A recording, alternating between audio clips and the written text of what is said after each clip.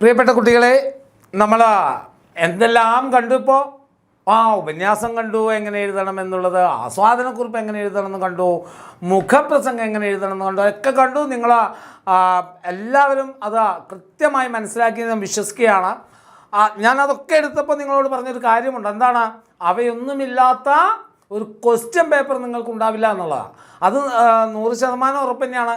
അതുപോലെ തന്നെ ക്വസ്റ്റ്യൻ പേപ്പറിൽ 100% വരുന്ന മറ്റൊരു ചോദ്യത്തിലേക്കാണ് നമ്മളിപ്പോൾ കടക്കാൻ പോകുന്നത്. ആ ചോദ്യം മറ്റേതുമല്ല, കഥാപാത്ര നിരൂപണം എങ്ങനെയാണ് നടത്തേണ്ടത്, അല്ലെങ്കിൽ എങ്ങനെയാണ് തയ്യാറാക്കേണ്ടത്.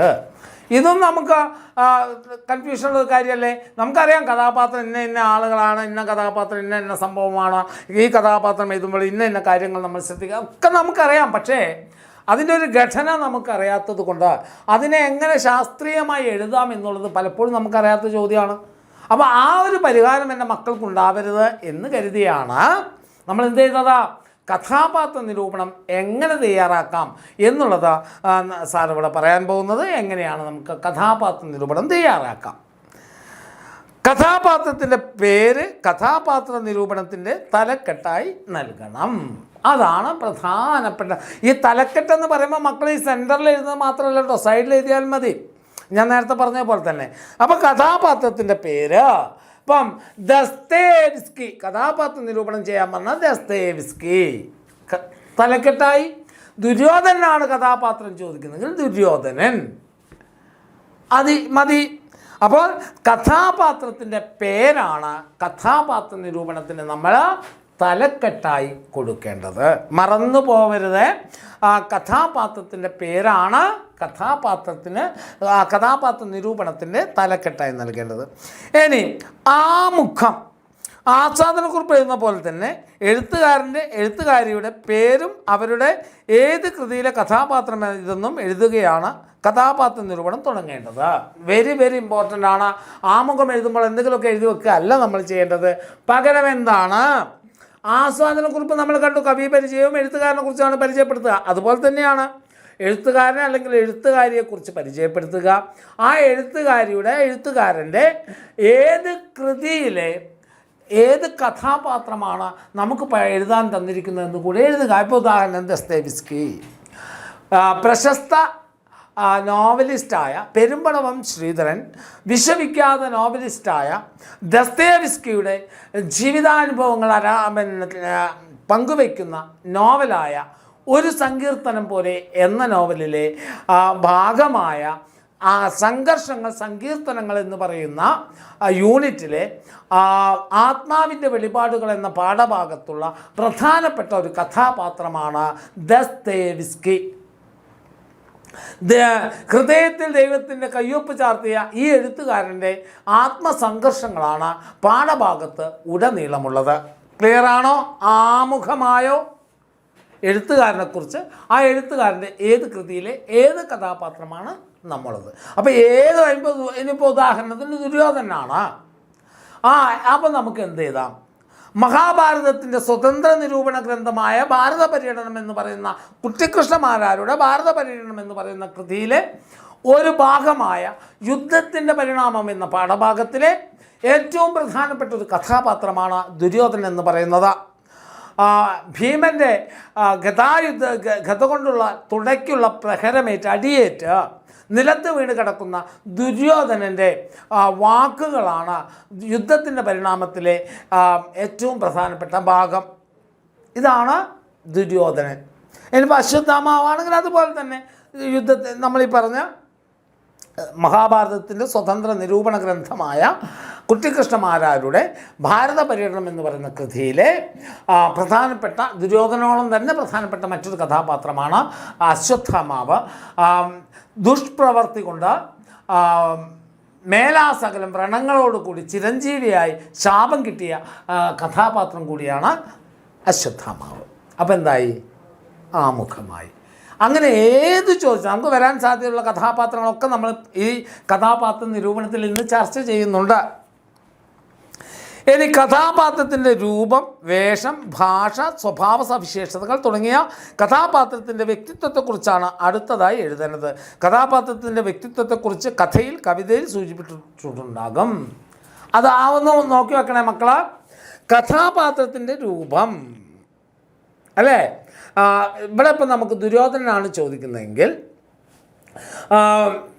എങ്ങനെ എഴുതാം? തുടയല് ചതഞ്ഞ, ഭൂമിയിൽ മണ്ണ് പെരണ്ട, മുടി ചിന്നുമാറ് ഉലച്ച് തല ആട്ടിക്കൊണ്ടും കൈകൾ നിലത്ത് അടിച്ചുകൊണ്ടും തൻ്റെ പ്രതിഷേധം അറിയിച്ചുകൊണ്ടാണ് ദുര്യോധനൻ എന്ന കഥാപാത്രം ആദ്യം പ്രത്യക്ഷപ്പെടുന്നത്. അതാണ് അദ്ദേഹത്തിൻ്റെ വേഷം, രൂപം അല്ലേ? രൂപം, സ്വഭാവം. എന്താണ് സ്വഭാവം? ദുര്യോധനൻ്റെ സ്വഭാവം വെച്ച് നോക്കുമ്പോൾ എന്താ പറയുക? സ്വപ്രത്യേക സ്ഥൈര്യമുള്ള കഥാപാത്രമാണ്. താൻ പറഞ്ഞതിൽ വീണ് കിടക്കുമ്പോൾ പോലും ആ പറഞ്ഞ കാര്യങ്ങളിൽ ഉറച്ചു നിൽക്കുന്ന കഥാപാത്രമാണ് ദുര്യോധനൻ എന്ന് പറയുന്നത്. അതുപോലെ വിധിയിൽ വിശ്വസിക്കുന്ന കഥാപാത്രമാണ് ദുര്യോധനൻ എന്നുള്ളത് അല്ലേ?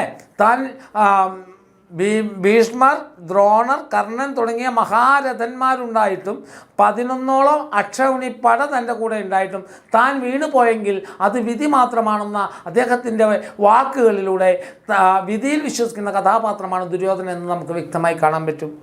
അതാണ് അദ്ദേഹത്തിൻ്റെ രൂപം. ഇനി വ്യക്തിത്വം, അത് തന്നെയാണ് വ്യക്തിത്വം.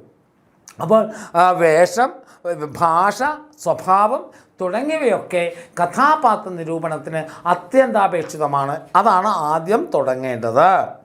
കഥാപാത്രത്തിൻ്റെ മാനസികാവസ്ഥയും കവിതയിലെ കഥാപാത്രത്തിൻ്റെ സ്ഥാനവും കണ്ടെത്തി എഴുതുക. അതിന് കവിത വായിച്ച് അതിൽ ആശയം വ്യക്തമായി മനസ്സിലാക്കണം. കഥാപാത്ര നിരൂപണം എഴുതണമെങ്കിൽ പാഠഭാഗം നമുക്ക് അത്രമാത്രം വ്യക്തമായിരിക്കണം. ആവർത്തിച്ച് വായിച്ച ആ കഥാപാത്രത്തിൻ്റെ സവിശേഷതകൾ നമ്മുടെ മനസ്സിൽ ആഴത്തിൽ പതിപ്പിച്ച് വെച്ചാൽ മാത്രമേ നമുക്ക് എന്ത് ചെയ്യാൻ പറ്റുകയുള്ളൂ? കഥാപാത്ര നിരൂപണം വ്യക്തമായിട്ട് എഴുതാൻ സാധിക്കുകയുള്ളൂ. അതൊന്നും ഓർത്ത് വെക്കണം എൻ്റെ മക്കൾ കേട്ടോ. കഥാപാത്രത്തിന് കഥയിലെ മറ്റ് കഥാപാത്രങ്ങളുമായുള്ള ബന്ധം, കഥാപാത്രത്തിൻ്റെ സൂക്ഷ്മ സ്വഭാവങ്ങൾ, കഥാപാത്രത്തെക്കുറിച്ച് നമ്മുടെ അഭിപ്രായം എന്നിവയെല്ലാം എഴുതണം. അപ്പം ഒന്നുകൂടെ സാറ് പറയാം. ഒന്ന്, കഥാപാത്രത്തിൻ്റെ പേര് തന്നെയായിരിക്കണം തലക്കെട്ട് കൊടുക്കേണ്ടത്. ആമുഖത്തിൽ എന്തൊക്കെ വേണം? എഴുത്തുകാരെക്കുറിച്ച്, കഥയിൽ കൃതിയിൽ കഥാപാത്രത്തിൻ്റെ പ്രാധാന്യത്തെക്കുറിച്ച് അവയൊക്കെ ചെയ്തുകൊണ്ടായിരിക്കണം കഥാപാത്ര നിരൂപണം ആമുഖം എഴുതേണ്ടത്.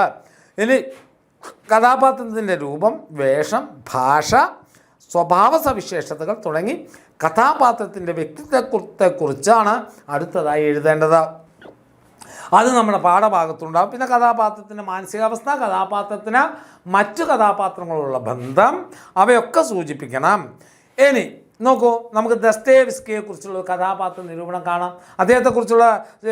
ദസ്തയേവ്സ്കിയെക്കുറിച്ചുള്ള പ്രധാനപ്പെട്ട സൂചന ഞാൻ സാറിവിടെ തന്നിട്ടുണ്ട്. നോക്കൂ നിങ്ങൾ, വിശ്വവിഖ്യാതനായ നോവലിസ്റ്റാണ് അല്ലേ? അദ്ദേഹത്തെക്കുറിച്ചുള്ള കഥാപാത്രം മുകളിൽ കൊടുത്തിരിക്കുന്ന പാഠഭാഗങ്ങളും ദസ്തയേവ്സ്കി കഥാപാത്രത്തെ നിരൂപണം ചെയ്യുക. അപ്പോൾ ആദ്യം എന്താ വേണ്ടത്? ദസ്തയേവ്സ്കി കഥാപാത്രത്തിൻ്റെ പേര് തന്നെ നമ്മൾ ശീർഷകം കൊടുത്തു അല്ലേ? ക്ലിയർ അല്ലേ മക്കൾക്ക്? അല്ലേ? അപ്പം എൻ്റെ മക്കൾ വളരെ മനോഹരമായിട്ട് നിങ്ങൾക്ക് പരീക്ഷ പുഷ്പം പോലെ അല്ലെ, ഒരു പുഷ്പം പറിക്കുന്ന ലാഘവത്തോടെ പരീക്ഷ എഴുതി പോരാനുള്ള ടിപ്സ് ആൻഡ് ട്രിക്സ് ആണ് ഷായ് സാർ ഇവിടെ പറയാൻ പോകുന്നത് കേട്ടോ. അപ്പോൾ വളരെ വ്യക്തമായി നോക്കുക. അപ്പോൾ നമ്മൾ ദസ്തയേവ്സ്കി കഥാപാത്രത്തിൻ്റെ പേര് തന്നെ നമ്മൾ ശീർഷകമായി കൊടുത്തു. ഇനി നോക്കൂ, വിശ്വവിഖ്യാത നോവലിസ്റ്റായ ദസ്തയേവ്സ്കിയുടെ അല്ലെങ്കിൽ ഇങ്ങനെ തന്നെ എഴുതാം നമുക്കൊന്ന്, വിശ്വവിഖ്യാത നോവലിസ്റ്റും ഹൃദയത്തിന് മേൽ ദൈവത്തിൻ്റെ കയ്യൊപ്പ് പതിഞ്ഞ എഴുത്തുകാരനുമായ ദസ്തയേവ്സ്കി എന്ന നോവലിസ്റ്റിൻ്റെ ജീവിതാനുഭവങ്ങൾ പങ്കുവയ്ക്കുന്ന നോവലായ ഒരു സങ്കീർത്തനം പോലെ എന്ന നോവലിലെ ഒരു ഭാഗമായ ആത്മാവിൻ്റെ വെളിപാടുകൾ എന്ന് പറയുന്ന പാഠഭാഗത്തിലെ മുഖ്യ കഥാപാത്രമാണ് ദസ്തയേവ്സ്കി എന്ന് പറയുന്നത്. അതിനുശേഷം നമുക്ക് അടുത്ത പാരഗ്രാഫായിട്ട് എഴുതുക. 3 ദിവസം തന്നെ തളർത്തിക്കളഞ്ഞ ഒരു ചുഴലി രോഗത്തിൻ്റെ പിടിയിൽ നിന്നും മോചിതനായി പുലർച്ചയ്ക്ക് മുമ്പേയുള്ള അല്ലെങ്കിൽ പ്രഭാതത്തിന് മുമ്പേയുള്ള ഒരു യാമത്തിൽ നടക്കാനിറങ്ങുന്ന ദസ്തയേവ്സ്കിയുടെ ചിന്തകളാണ് പാഠഭാഗത്തിലുടനീളമുള്ളത്. താൻ ദുരന്തങ്ങളുടെ ഇരയാണെന്നും ദുരന്തങ്ങളുടെ ഇരയാണെന്നും ആ ദുരന്തങ്ങളുടെ ഇര എന്ന് പറയുമ്പോൾ നമ്മൾ ഏതൊക്കെ സൂചിപ്പിക്കണം, എന്തൊക്കെയാണ് സൂചിപ്പിക്കേണ്ടത്? ഭാര്യയുടെ സഹോദരൻ്റെ മരണം, ആ സഹോദരൻ്റെ കുടുംബം ഏറ്റെടുക്കേണ്ടി വന്ന അവസ്ഥ, അതുപോലെ ഭാര്യയുടെ മരണം, ഭാര്യയിലെ അല്ലെങ്കിൽ ഭാര്യയ്ക്കുണ്ടായിരുന്ന തൻ്റെ വളർത്ത മകൻ്റെ പ്രശ്നങ്ങൾ, എഴുത്തുകാരന് അനുഭവിക്കുന്ന വേദനകൾ, അദ്ദേഹം ചൂതാട്ടക്കാരനായിരുന്നു, അപസ്മാര രോഗിയായിരുന്നു, മദ്യപാനിയായിരുന്നു. ഇവയെല്ലാം ഉണ്ടാക്കിയ ദുരന്തങ്ങളാണ് ഈ കഥാപാത്രത്തെ നയിക്കുന്നത്. ദൈവത്തെയും വിധിയെയും ചോദ്യം ചെയ്യുന്നൊരു കഥാപാത്രമാണ് അദ്ദേഹം. ഈ പോയിന്റുകളൊക്കെ നമ്മൾ പാഠഭാഗത്തുണ്ട്. മക്കളത് ആ പോയിന്റ് മാത്രം എഴുതി വെച്ചാൽ പോരാ, അതിന് സൂചന കൂടെ നോക്കുക. ഇപ്പോലത്ത് എന്ന് പറയുന്നൊരു കഥാപാത്രത്തെ ആത്മഹത്യക്ക് പ്രേരിപ്പിക്കുന്നതിലൂടെ അദ്ദേഹം ദൈവത്തെയും വിധിയെയും ചോദ്യം ചെയ്യാൻ തീരുമാനിക്കുന്നുണ്ട്. അങ്ങനെയുണ്ട്. ദുരന്തങ്ങളെയും സ്വന്തം പീഡാനുഭവങ്ങളെയും സ്നേഹിക്കാൻ പഠിക്കുകയും പഠിപ്പിക്കുകയും ചെയ്യുന്നു. അല്ലേ? എല്ലാ ദുരന്തങ്ങളും ഉണ്ടാകുമ്പോൾ ദസ്തയേവ്സ്കി പറഞ്ഞൊരു കാര്യമുണ്ട്, സഹിക്കാനൊന്നുമില്ലാത്ത ജീവിതമാണോ അങ്ങനെയുള്ളൊരു ജീവിതം? എന്തിൽ താൻ ജീവിക്കുന്നു, ആരോ വഴിയരികിൽ വലിച്ചെറിഞ്ഞൊരു പാറക്കഷ്ണം പോലെയാണ് തൻ്റെ ജീവിതം എന്നൊക്കെ പറയുമ്പോഴും ജീവിതത്തെ സ്നേഹിക്കാൻ പഠിക്കുന്നുണ്ട് അദ്ദേഹം. ഓരോ പീഡനാനുഭവങ്ങളും എന്നെ കൂടുതൽ ജീവിതത്തെ സ്നേഹിക്കാനാണ് പഠിപ്പിക്കുന്നത് എന്ന് പറയുന്നുണ്ട്. അല്ലേ?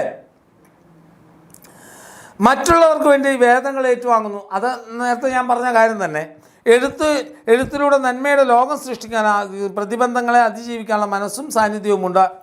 അല്ലേ? അതാണ് ഇത്രയും പോയിന്റിൻ്റെ ഉള്ളിൽ നിന്നുകൊണ്ട് വേണം ദസ്തയേവ്സ്കി എന്ന കഥാപാത്രത്തെ നമ്മൾ പഠിക്കുവാൻ. അപ്പോൾ നമുക്ക് നേരത്തെ പറഞ്ഞ കഥാപാത്ര നിരൂപണത്തിൻ്റെ ഇത് വെച്ച് തന്നെ ആദ്യം കഥാപാത്രത്തിൻ്റെ പേര് ദസ്തയേവ്സ്കി എഴുതി കഴിഞ്ഞു. ഇനി വിശ്വവിഖ്യാത നോവലിസ്റ്റും ഹൃദയത്തിനുമേൽ ദൈവത്തിൻ്റെ കയ്യൊപ്പ് പതിഞ്ഞ എഴുത്തുകാരനുമായ ദസ്തയേവ്സ്കിയുടെ ജീവിതാനുഭവങ്ങൾ പങ്കുവയ്ക്കുന്ന പെരുമ്പടവം ശ്രീധരൻ്റെ, മലയാളത്തിലെ പ്രിയ എഴുത്തുകാരനായ പെരുമ്പടവം ശ്രീധരൻ്റെ ഒരു സങ്കീർത്തനം പോലെ എന്ന നോവലിലെ ഒരു ഭാഗമായ ആത്മാവിൻ്റെ വെളിപാടുകൾ എന്ന് പറയുന്ന പാഠഭാഗത്തിലെ പ്രധാനപ്പെട്ട കഥാപാത്രമാണ് ദസ്തയേവ്സ്കി. അല്ലേ? ചൂതാട്ടക്കാരനും മദ്യപാനിയും അപസ്മാര രോഗിയുമായ അദ്ദേഹത്തിൻ്റെ ജീവിതാനുഭവങ്ങളാണ് പാഠഭാഗത്തൂടെ നീളമുള്ളത്. വേഷമായി, രൂപമായി, പ്രകൃതമായി, എല്ലാമായി. അതിനുശേഷം നമ്മൾ എഴുതേണ്ടത് എന്താണ്? ഒരു ചുഴലി രോഗത്തിൻ്റെ പിടിയിൽ നിന്നും രക്ഷപ്പെട്ട അദ്ദേഹം പ്രഭാതത്തിന് മുമ്പുള്ളൊരു യാമത്തിൽ നടന്നു പോകുന്ന ദസ്തയേവ്സ്കിയുടെ ചിന്തകളാണ് എന്ന് പറയുമ്പോൾ ആ ചിന്തകൾ പറയുമ്പോഴാണ് നമ്മൾക്ക് ദൈവത്തെയും വിധിയെയും അദ്ദേഹം ചോദ്യം ചെയ്യുന്നത്. ദുരന്താനുഭവങ്ങളെ സ്നേഹിക്കാനും മറ്റുള്ളവരെ സ്നേഹിപ്പിക്കാനും ഈ രൂപത്തിലാണ് മക്കളെ കഥാപാത്ര നിരൂപണം നടത്തേണ്ടത്. നമുക്കൊരു കഥാപാത്രത്തെ കൂടെ കാണാം. എന്നിട്ട് വരാവുന്ന പ്രധാനപ്പെട്ട കഥാപാത്രങ്ങൾ ഏതൊക്കെയാണെന്നും കൂടെ നോക്കാം. ഓക്കെ. തനിക്കുള്ള അനർഹമായ രക്തം പോയാലും എതിരാളിക്ക് മൂലോച്ഛേദം വരുത്തി നിൽക്കൂ എന്ന വാശിയായി വേരുറയ്ക്കുന്ന ആ പകയെന്ന് പറയുന്ന മനുഷ്യ ശാപമുണ്ടല്ലോ, അതിൻ്റെ പ്രതിനിധിയല്ലാതെ മറ്റൊന്നുമല്ല ഈ ചെകുത്താൻ. പാഠഭാഗത്ത് പരാമർശിക്കുന്ന അശ്വത്ഥാമാവിൻ്റെ സ്വഭാവ സവിശേഷതകൾ വിലയിരുത്തി കഥാപാത്ര നിരൂപണം ചെയ്യുക. അപ്പോൾ നമ്മൾ നേരത്തെ പറഞ്ഞ നിയമം വെച്ചുകൊണ്ട് നിങ്ങൾ എങ്ങനെ എഴുതും? ആദ്യം അശ്വത്ഥാമാവ് കഥാപാത്രത്തിൻ്റെ പേര് തന്നെ നമ്മൾ തലക്കെട്ടായി കൊടുത്തു. അതിനുശേഷം എന്തെഴുതും? മഹാഭാരതത്തിൻ്റെ സ്വതന്ത്ര നിരൂപണ ഗ്രന്ഥമായ ഭാരത പര്യടനം എന്ന മഹാഭാരതത്തിൻ്റെ സ്വതന്ത്ര നിരൂപണ ഗ്രന്ഥമായ ഭാരത പര്യടനം കുട്ടിക്കൃഷ്ണമാരാരാണ് എഴുതിയത്. അദ്ദേഹത്തിൻ്റെ ഭാരത പര്യടനത്തിലെ ഏറ്റവും പ്രധാനപ്പെട്ട ഒരു ഭാഗമാണ് യുദ്ധത്തിൻ്റെ പരിണാമം എന്ന് പറയുന്ന ഭാഗം. അനിവാര്യമായ മഹാഭാരത യുദ്ധം തുടങ്ങിയപ്പോൾ അത് തുടങ്ങുന്നതിന് മുമ്പായി രണ്ട് കൂട്ടരും എഴുതി തയ്യാറാക്കിയിരുന്ന നിയമാവലികളെല്ലാം കാറ്റിൽ പറത്തി യുദ്ധധർമ്മങ്ങൾക്കെതിരായിട്ടാണ് പലപ്പോഴും യുദ്ധം നടന്നുകൊണ്ടിരുന്നത്. കൗരവപക്ഷത്തുള്ള മഹാരഥന്മാരായ ദ്രോണർ, ഭീഷ്മർ, കർണൻ ഇവയെല്ലാവരെയും മുറ തെറ്റിച്ചാണ് കൊന്നത്. അവസാനം ഗതായുദ്ധത്തിൻ്റെ നിയമങ്ങളെല്ലാം തെറ്റിച്ചുകൊണ്ട് ദുര്യോധനെയും ഭീമൻ വീഴ്ത്തുന്നു. ദുര്യോധനൻ്റെ വീഴ്ച അറിഞ്ഞ് ഓടിയെത്തുന്ന അശ്വത്ഥാമാവ് അതിന് പ്രതികാരം ചെയ്യുന്ന രീതി തീർത്തും ബീഭത്സമായിരുന്നു. പാരഗ്രാഫായി അടുത്തത് തൻ്റെ പിതാവിനെ കൊന്നു എന്ന വാർത്ത അറിഞ്ഞപ്പോൾ പോലും താൻ കൂടുതൽ അത്യധികം വേദനിച്ചിട്ടില്ല എന്നും ദുര്യോധനൻ്റെ കിടപ്പ് കാണുമ്പോൾ താനിതാ തൻ്റെ സുഹൃത്തുക്കളെ വെച്ച് ആണയിടുന്നു എന്നും ഇന്ന് സർവ്വ പാഞ്ചാലരെയും താൻ കൊന്നുകളയുമെന്ന് പറഞ്ഞുകൊണ്ട് അശ്വത്ഥാമാവ ദുര്യോധനൻ്റെ അനുവാദത്തോടു കൂടി കൃപരുടെ കാർമ്മികത്വത്തിൽ സേനാപതിയായി അഭിഷേകം നടത്തുകയും അതിനുശേഷം 3 പേരും കൃപരും അശ്വത്ഥാമാവും കൃതവർമാവും കൂടെ പാണ്ഡവ ശിബിരത്തിൽ പോവുകയും അവിടെ ഉണ്ടായിരുന്ന മുഴുവൻ ആളുകളെയും ദൃഷ്ടദ്യുമ്നൻ പിന്നെ ശിഖണ്ഡി പാഞ്ചാലിയുടെ മക്കൾ തുടങ്ങി മുഴുവൻ ആളുകളെയും കൊന്നു കളയുകയും അവസാനം അതിന് പകരം ചോദിക്കാനെത്തുന്ന ഭീഷ്മ അർജുന യുധിഷ്ഠിരാദികളെ കണ്ടപ്പോൾ ബ്രഹ്മാസ്ത്രം പ്രയോഗിക്കുകയും ചെയ്യുന്നു. ആ ബ്രഹ്മാസ്ത്രം വ്യാസഭഗവാന്റെയും നാരദൻ്റെയും അപേക്ഷ പ്രകാരം പിൻവലിക്കാൻ കഴിയാതെ അത് ഉത്തരയുടെ ഗർഭത്തിലേക്ക് കടത്തിവിടുകയും ചെയ്യുന്നു. ഇങ്ങനെ തീർത്തും ഗർഭസ്ഥ ശിശുവിനെ പോലും കൊല്ലാനുറച്ച ദുഷ്ടചിന്തയുടെ പ്രതീകമാണ് അശ്വത്ഥാമാവ് എന്ന് പറയുന്നത്. അങ്ങനെ ദുഷ്ടത കാണിച്ചത് കൊണ്ട് തന്നെ കൃഷ്ണൻ അദ്ദേഹത്തെ ശപിക്കുന്നുണ്ട്. ആ ഭാഗങ്ങളൊക്കെ എഴുതിയിട്ട് യഥാർത്ഥത്തിൽ അശ്വത്ഥാമാവിനെ ചിരഞ്ജീവിയാക്കിയത് മനുഷ്യനുള്ളിടത്തോളം കാലം ചെറിയ ചെറിയ വഴക്കുകൾ വലുതായി വലിയ കൊടിയ പകയായി മാറി എതിരാളിയെ വേരോടെ നശിപ്പിക്കാൻ ഉറച്ചെത്തുന്ന മനുഷ്യ മനസ്സിൻ്റെ പകയുടെ പ്രതിനിധി തന്നെയാണ് അശ്വത്ഥാമാവ് എന്ന് പറയുന്നത്.